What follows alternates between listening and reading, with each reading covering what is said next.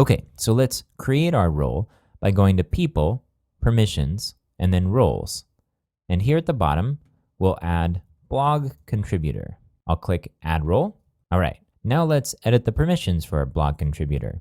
Now our problem has to do with creating blog entries, but let's see what other permissions are associated with blog entries. So I'm going to press Control F in order to do a browser search, and I'm going to do a search for blog entries. Okay, so under feeds, we get import blog entries feeds. We can skip that. I'm going to go to the next mention of it. We see blog entries in feeds tamper here. And let's go ahead and scroll down to the next mentions, which are in blog entry under the, if we scroll up here, under the node section. So this is what we're really interested in right here. So we want the user to be able to create new content.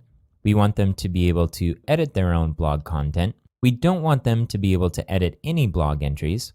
We want them to be able to delete their own blog entries. And we don't want them to delete any blog entries. Okay, so let's scroll down and click Save Permissions. I'll exit out of the search. And now we need to assign this role to our users. So I'm going to go to People and click on that. And now we'll select each one of these users using the checkbox to the left-hand side. And then we can update them by adding a role to them all at once. So we'll add Blog Contributor and we'll click Update. Okay, so now you see the role Blog Contributor aligned with each one of these users. Great.